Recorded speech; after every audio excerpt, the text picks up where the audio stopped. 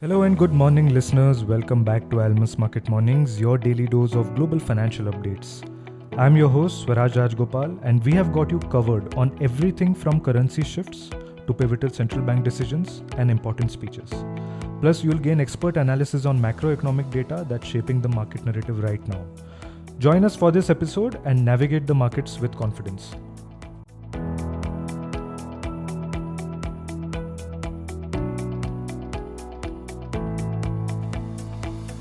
There are a lot of developments that's been influencing the markets, especially the recent shift in political winds in Europe, which seems to be giving investors nervous jitters regarding euro assets. And not just that, even the recent statements by the Japanese central bank governor seems to be again something on the limelight for the markets. Today, markets will take you from the US retail sales, which will give us an idea about how the consumption side of the economy is holding up. Morning, JK, what are your observations from the ongoing market narrative? And with respect to euro, do you feel that this might be a start of a structural decline? What's your thought? Good morning, Swaraj. Yes, politics and central banks have been in the limelight, and that's what the markets are focusing on. Europe, yeah, I mean, structural decline of euro, I think that's something that we cannot conclude right now because elections can always eventually throw up some surprises. And while the ruling centrist party in France, which has been the focus of attention after Macron called for a snap election, might eventually win back also. So that's what the investors are looking to see how the forces eventually uh, get together or stay up separate, and how what kind of leadership will emerge after the elections on July 7th. So as of now, euro does remain under slight continues to be under pressure, I would say, although market doesn't want to sell it too heavily. We had a sell off in euro bonds that has also stopped now, kind of a pause there. Euro fell to 0.670, and now it is above 0.720. And I think markets are reassessing the situation in Europe. So far, there is no contagion effect on other markets also. On the central bank side, FOMC came and went, not much of an impact, except that markets assumes two rate cuts, but Fed officials even now are saying that it's only going to be one rate cut based on the data that they have seen so far, and unless it is followed by more softening in the inflation numbers in the months ahead. Then we have the Australian Central Bank meeting today, another policy decision. In all likelihood, it will be a status quo. Bank of England and Swiss National Bank are there on 20th, that is Thursday.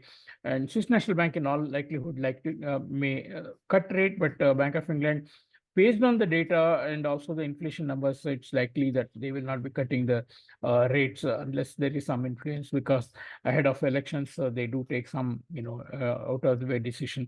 Otherwise, central banks are on the watch.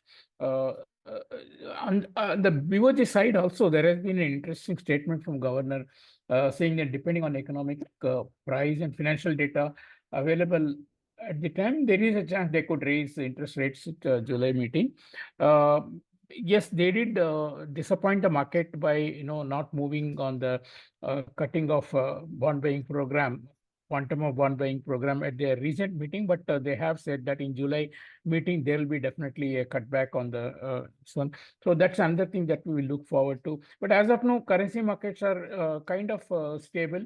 And I mean, there's no need to say that rupee is also quite stable, despite huge buying that we saw last week, and supply was abundant from the nationalized banks.